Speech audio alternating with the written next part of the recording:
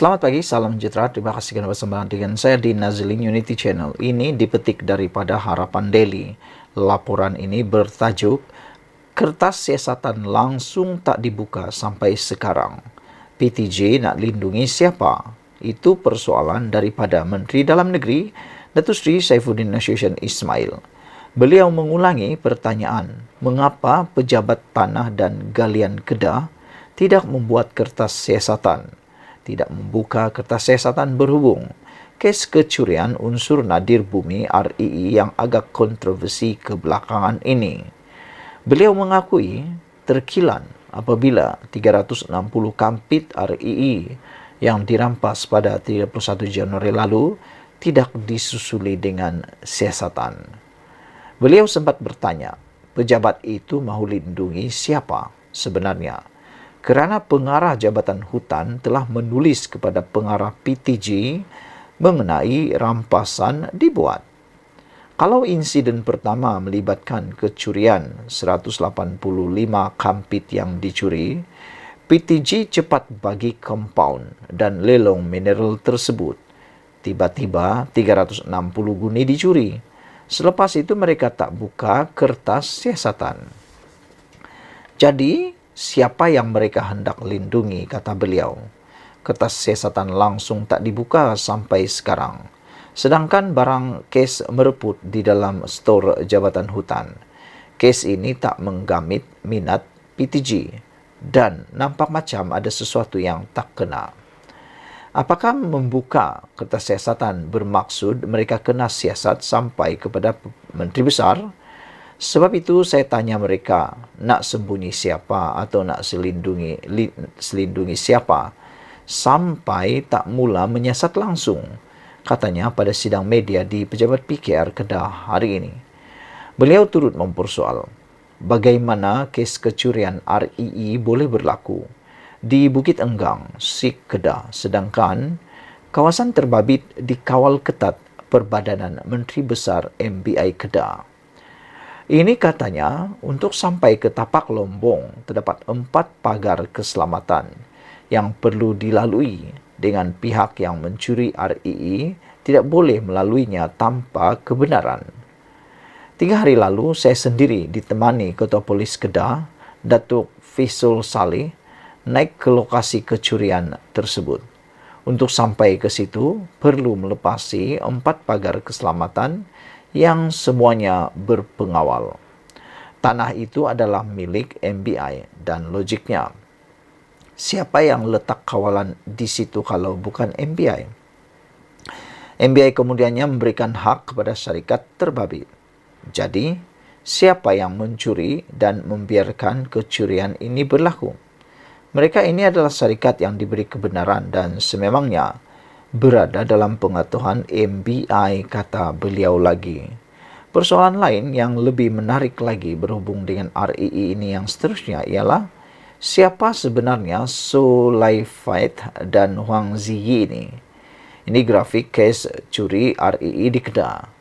Kecurian unsur nadir bumi REE bukanlah satu plot atau rancangan untuk memburukan imej Menteri Besar Kedah, Datuk Seri Muhammad Sanusi Maknur.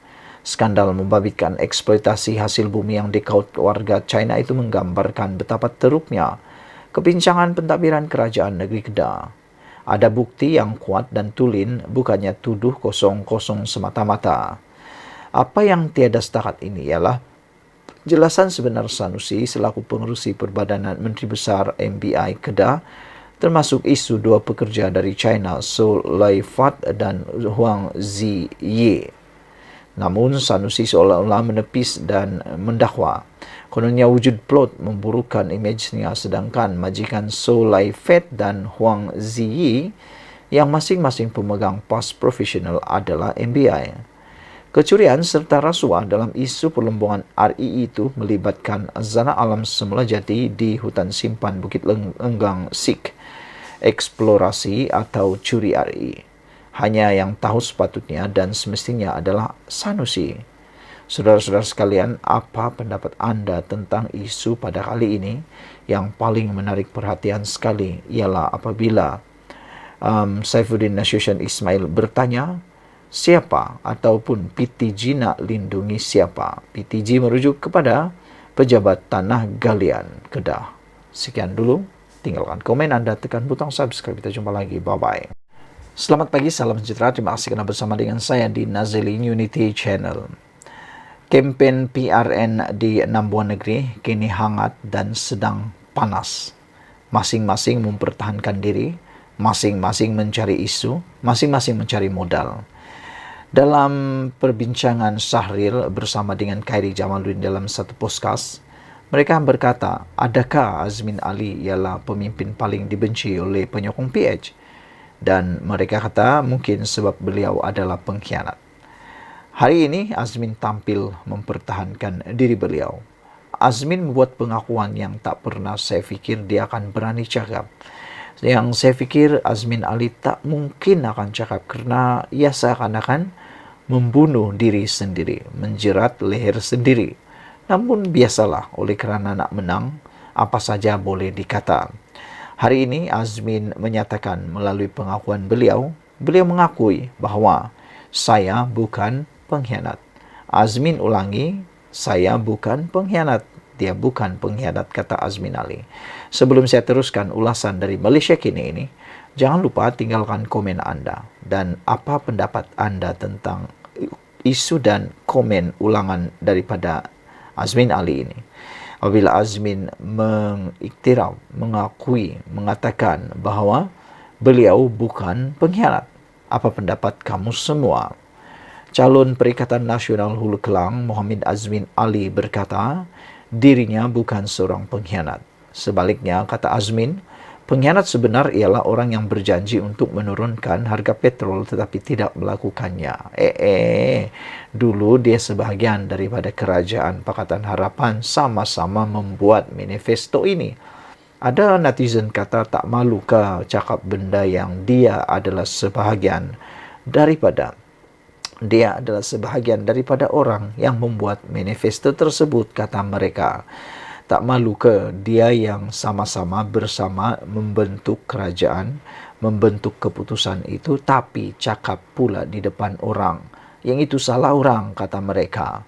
Walaupun Azmin tidak menyebut nama, difahamkan Azmin merujuk kepada Perdana Menteri Anwar Ibrahim. Yang mana saya hianat, yang mana saya lari. Yang lari itu yang lari dari Permatang Pau pergi bertanding di Port Dickson, kata beliau lagi. Jadi itu kata Azmin. Apa pendapat Anda sekalian? Adakah itu adalah modal politik yang boleh memenangkan Azmin Ali? Pada pendapat saya, itu adalah seperti satu modal murahan. Perlu cari isu yang lebih sesuai, yang lebih membawa manfaat kepada orang lain, bukan untuk memburuk-burukkan lawan. Azmin kata, saya bukan pengkhianat. Bila saya tak sokong dia kata saya pengkhianat. Bukan pasal tak sokong, tapi dia meninggalkan parti lamanya iaitu PKR secara diam-diam dan menyertai pula parti Bersatu akhirnya dan menyebabkan Kerajaan Pakatan Harapan tumbang. Itu yang dimaksudkan oleh para netizen dan juga para pengkritik sebagai pengkhianat. Yang pengkhianat tu, kata Azmin, yang janji nak turun harga minyak tapi tak buat. Yang nak lawan kleptokrat tapi akhirnya jadi nombor 2, katanya ketika berceramah di Kampung Kemesa. Ini bukan kali pertama Azmin tampil mempertahankan dirinya yang dilabel pengkhianat itu. Pada masa lalu, Azmin pernah mengungkit langkah Kajang yang didakwa bertujuan mencatur Anwar sebagai Menteri Besar Selangor pada tahun 2014 dan langkah Port Dickson untuk mencapai cita-cita Presiden PKR itu menjadi Perdana Menteri. Azmin sering digelar pengkhianat oleh penyokong PH kerana peranannya dalam langkah Sheraton menyebabkan kerajaan PH tumbang pada tahun 2020. Ketika itu, keputusan Bersatu dan 10 ahli Parlimen PKR yang diketuai Azmin berpaling tada daripada PH pada Februari 2020 meruntuhkan pentadbiran PH dan membuka jalan untuk Muhyiddin menjadi Perdana Menteri. Sekian dulu untuk kali ini. Jangan lupa tinggalkan komen Anda untuk isu kali ini. Kita jumpa lagi. Bye-bye. Selamat pagi, salam sejahtera. Tun Mahathir akan jadi Perdana Menteri sekali lagi. Dijangkakan Tun Mahathir boleh menjadi Perdana Menteri sekali lagi. Apa cerita nih? Apa pendapat kamu semua? Adakah anda setuju kalau Tun Mahathir boleh jadi Perdana Menteri sekali lagi? Ada beberapa komen daripada netizen tentang isu kali ini. Mereka mengatakan bahawa Tun Mahathir dari segi pemikirannya masih sihat, tetapi fizikal dan tubuh badan mereka, Tun Mahathir sudah tidak mampu lagi untuk menjadi Perdana Menteri. Bayangkan, tugasan Perdana Menteri itu bukan duduk-duduk di rumah, bukan duduk-duduk di pejabat. Ianya perlu pergerakan ke sana sini hampir 24 jam sehari. Dia perlu pergi ke tempat ini ke tempat ini dalam masa yang sama, menjalankan tanggung jawab pula sebagai seorang Perdana Menteri. Tetapi menjadi persoalan sekarang, untuk menjadi Perdana Menteri, Mahathir Mohamad perlu menjadi ahli parlimen terlebih dahulu. Baru-baru ini dalam PRU 15, Mahathir kalah teruk dalam PRU tersebut dan tidak layak menjadi ahli parlimen. Jangankan layak, mau dapat uang deposit pun tidak dapat. Tapi persoalan sekarang, bagaimana cara Mahathir mau jadi Perdana Menteri sekali lagi? Bolehkah? Jawapan dia boleh dengan syarat Mahathir perlu menjadi ahli parlimen terlebih dahulu. Jadi kalau begitu, di mana dia perlu dapatkan kerusi tersebut?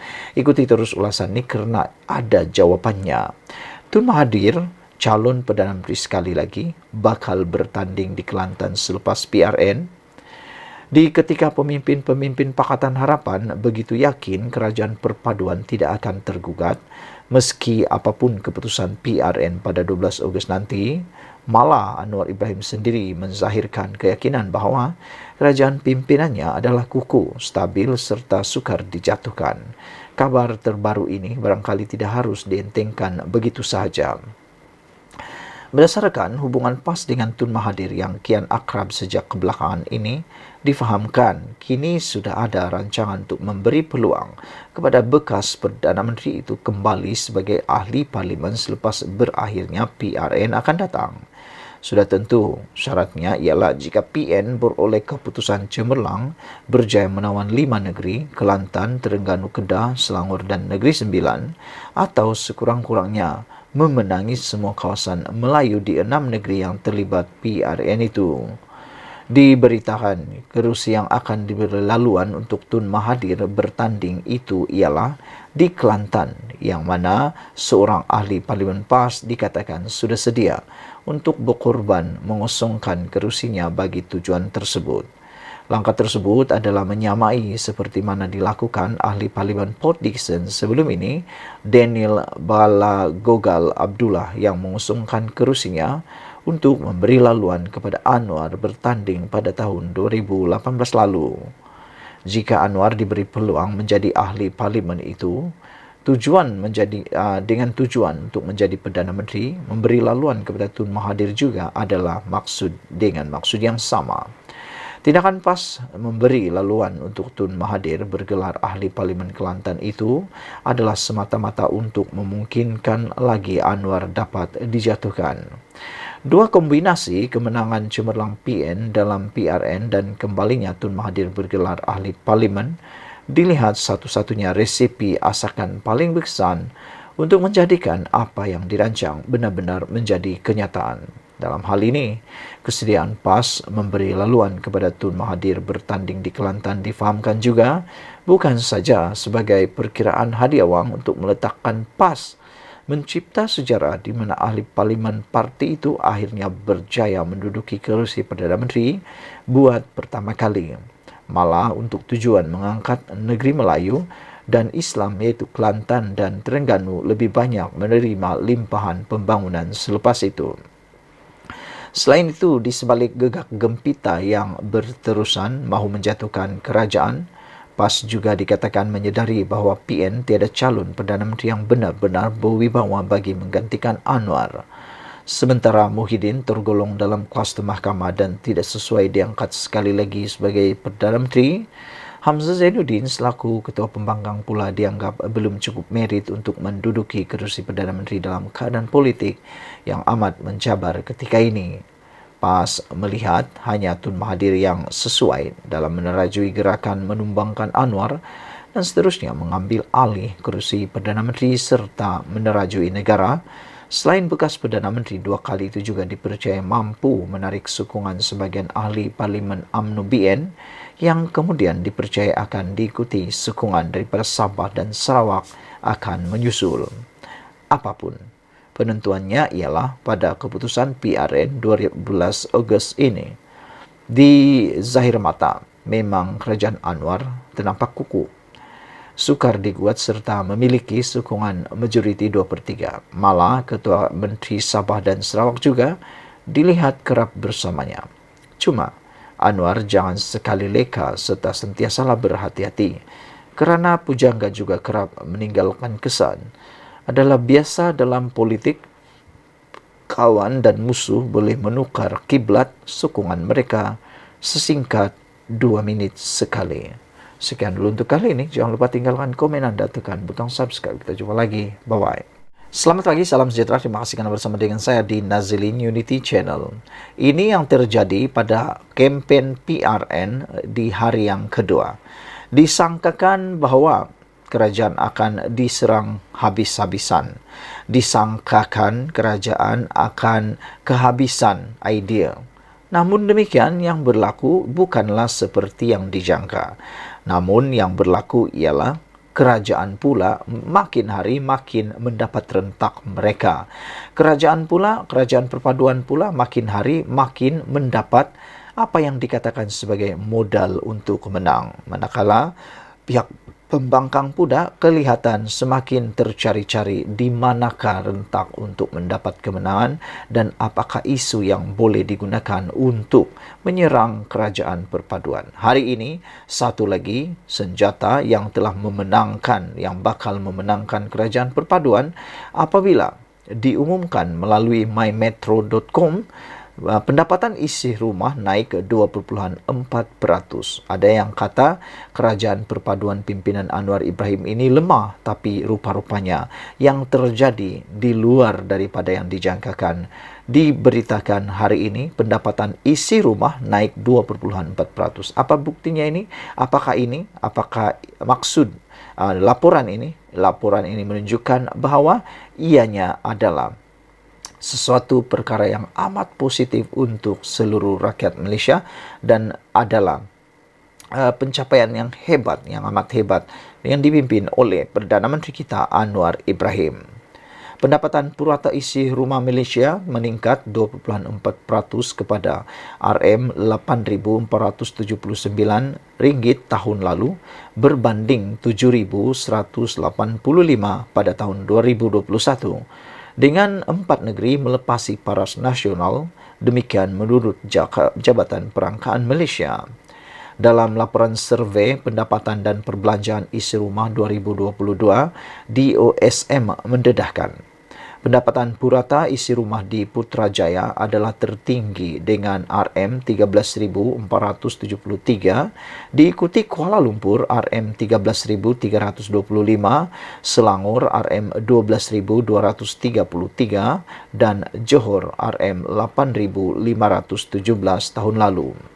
Namun, Selangor mencatatkan kadar pertumbuhan tahunan tertinggi bagi pendapatan purata, iaitu sebanyak 4,1% berbanding RM10,827, manakala Labuan merekodkan kemerosotan pendapatan isi rumah kasar bulanan purata dengan pengurangan 0.3%, iaitu RM8,319 pada tahun 2019 kepada 8,250 pada tahun ini.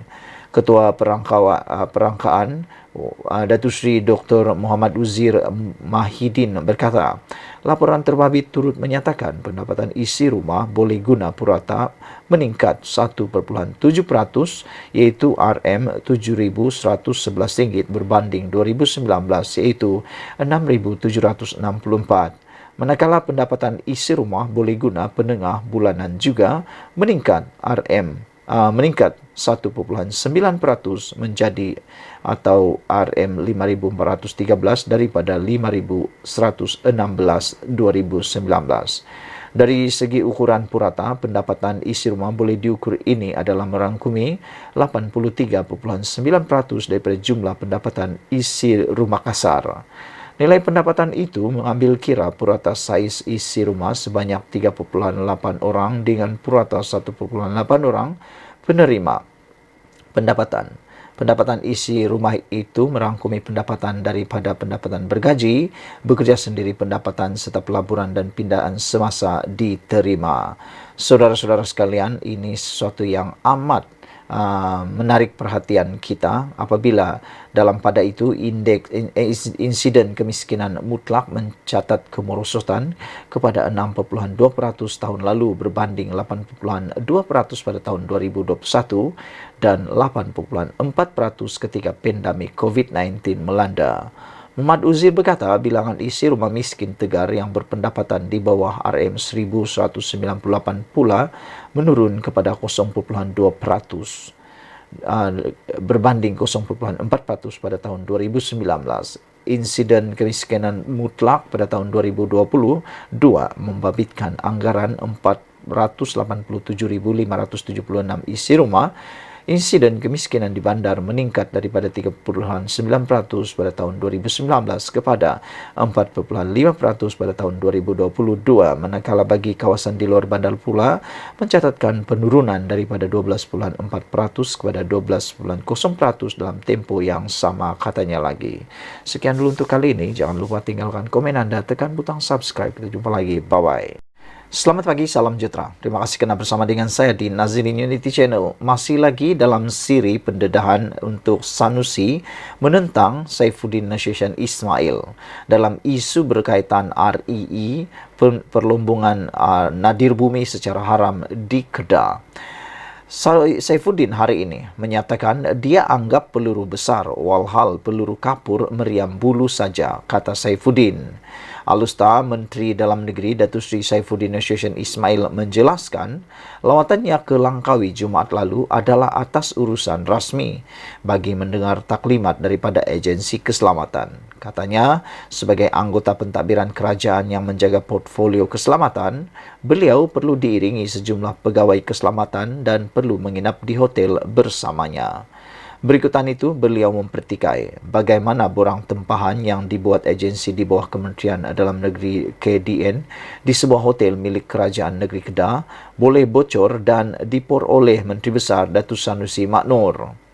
Kunjungan rasmi saya ke Langkawi bersama Ketua Polis Negeri untuk diberikan taklimat oleh Ketua Polis Daerah mengenai persiapan Ibu Pejabat Daerah IPD Langkawi menguruskan hari penamaan calon. Sudah tentu saya pergi atas urusan rasmi sebagai Menteri Dalam Negeri. Bila saya bergerak sebagai Menteri, saya diiringi beberapa pegawai keselamatan. Kalau saya memilih menginap di sana, sudah tentu mereka pegawai keselamatan disediakan bilik. Kebetulan hotel yang saya pergi milik Kerajaan Negeri Kedah. Jadi borang tempahan bilik saya bocor. Kita maklum pada hotel apabila saya dan Ketua Polis Negeri menginap di situ, ia bukan berkaitan Saifuddin sahaja. Kerana saya adalah anggota pentadbiran yang memegang portfolio keselamatan, katanya pada sidang media di Pejabat PKR Kedah hari ini. Saifuddin berkata, tidak timbul isu beliau menyalahguna agensi kerajaan untuk berkempen pada pilihan rakyat negeri seperti yang didakwa Muhammad Sanusi semalam. Katanya, beliau turut kesal dengan tindakan memuat naik dokumen tempahan yang dibuat Kementerian Dalam Negeri di laman sosial Muhammad Sanusi sehingga menimbulkan pelbagai reaksi. Kalau hotel dengan mudah membocorkan borang tempahan, tak bagus untuk perniagaan hotel itu. Masa depan nanti jika ada orang menteri besar tak setuju atau tak suka, pihak hotel akan terus bagi dokumen begitu saja. Itu menunjukkan betapa lemahnya isu tata kelola. Bukan saja Menteri Besar, tapi termasuk anak syarikat kerajaan negeri yang ada hotel tak faham etika, kata beliau lagi. Kerana itu, Menteri Besar terus letak dokumen di Facebook dia dan anggap ini peluru besar, walhal peluru kapur meriam bulu, kata beliau. Tindakan meletakkan dokumen itu dianggap mungkin dirasakan oleh admin Facebook Sanusi, dirasakan mungkin boleh menyerang Saifuddin Nasution, tetapi sebaliknya Saifuddin Nasution berjaya menggunakan isu itu untuk menembak semula hotel, pengurusan hotel dan juga Sanusi. Apa yang digunakan oleh Sanusi akhirnya menjadi peluru kembali semula kepada beliau. Pertama, bagaimana hotel itu boleh membocorkan maklumat, dan ini pasti akan menimbulkan kerugian kepada hotel itu sendiri. Tak terfikirkah oleh Sanusi bahwa hotel tersebut kini dalam masalah yang besar kerana tindakan membocorkan maklumat pelanggan adalah menyalahi undang-undang, dan ia pasti boleh menyebabkan kalau nak disaman, boleh disaman. Jadi adakah Sanusi terfikir itu? Yang seterusnya ialah itu menunjukkan juga kelemahan tata kelola Sanusi, kata Saifuddin lagi. Menurut Saifuddin, bila tempahan dibuat agensi di bawah saya, dianggap menyalahgunakan, sedangkan selain taklimat polis, saya juga diberikan taklimat Jabatan Immigration supaya kunjungan saya menjadi lebih produktif, katanya. Semalam, Muhammad Sanusi mendedahkan dokumen tempahan 15 bilik di sebuah hotel dipercayai di Kuah dengan bayaran dibuat Jabatan Immigration Malaysia. Sekian dulu untuk kali ini. Jangan lupa tinggalkan komen anda, tekan butang subscribe. Kita jumpa lagi. Bye-bye.